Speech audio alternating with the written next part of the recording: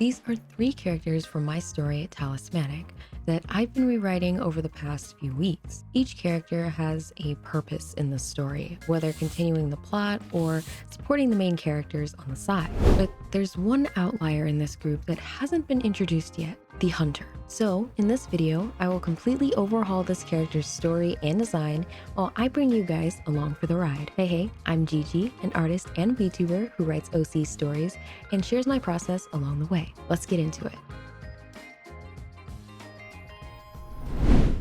I've explained the story of Talismanic before, so if you missed it, check out the entire playlist with the I in the right-hand corner. Before designing, we must answer a serious question. Why is the Hunter character useless? Talismanic originates as a game. The Hunter character is originally an NPC, much like Sage and the other characters that I've created for this series. And an NPC provides something to the player. If an NPC has nothing to offer, it becomes useless. The Hunter originates as a merchant that was a gatherer of sorts and was intended to sell mainly ingredients. I must have enjoyed the cooking mechanics of the games I played then, but for this game, I don't see a point for this. Sage, the baker character I designed in my last character concept video, already has this purpose, so our Hunter character is useless. So let's change that.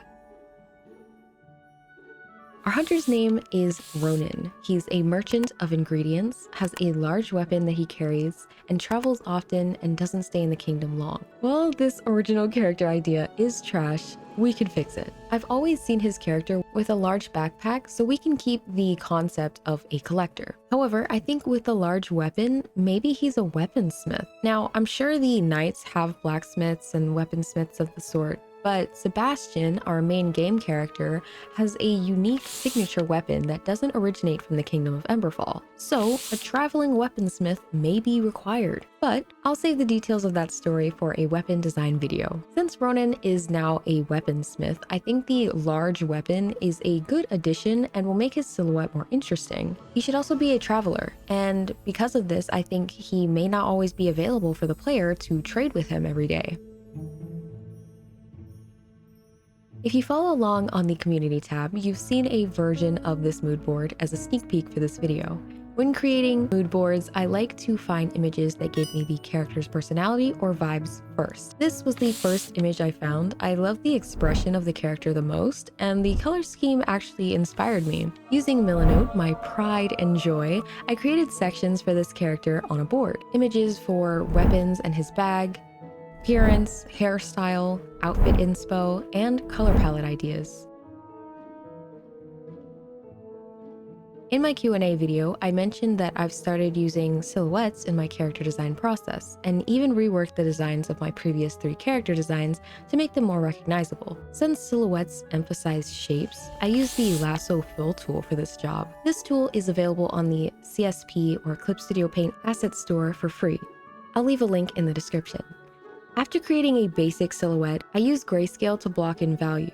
This is a messy way to try hairstyles, outfit ideas, and more. I suggest using multiple layers, unlike me, and you'll see why in a second. After developing concepts, I narrowed them down and began working with color. Since this is a concept and not an actual illustration, I like using gradient maps to get color ideas down quickly. If you separate the different parts of the character, such as skin and hair, you can easily use different gradient maps on the entire layer without having to section off anything using the lasso tool or layer masks. Since I didn't do that, I ended up using layer masks to block off the other areas on duplicate layers. Using my color palette, I used different variations of these 5 colors, narrowing the ideas down to 3 or 4. Once I created a couple, I chose my favorite, and now it's time to draw him.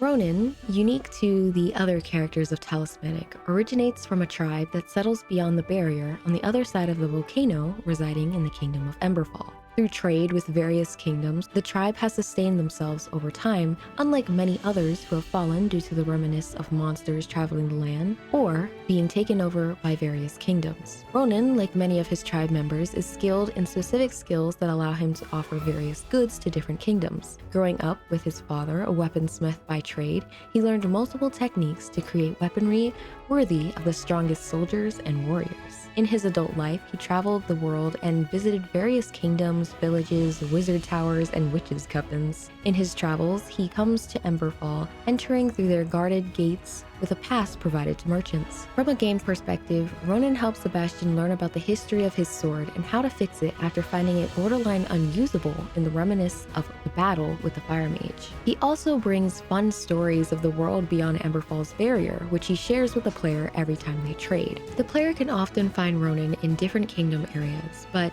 he usually stays around Sage's bakery as he stocks up on food for his next journey. As mentioned, his travels last a long time, and therefore he's often unavailable to the player during these times.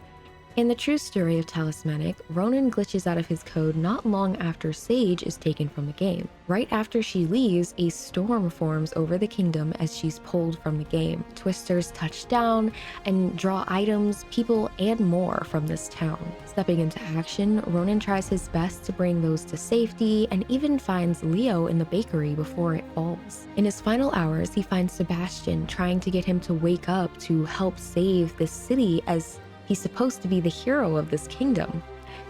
However, Sebastian is in this sleep-like state as the player can no longer control him or be able to use the game at all.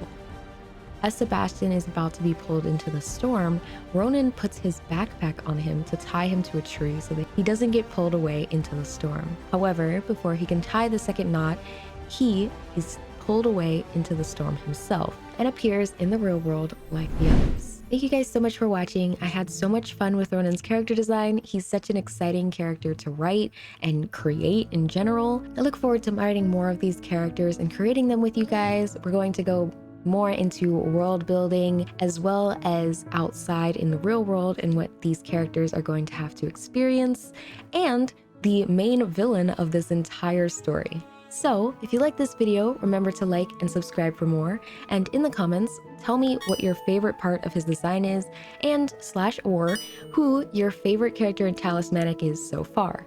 Now, without further ado, have a great morning, evening, afternoon, whatever time it is for you, and I will see you guys in the next one. Let's see those results.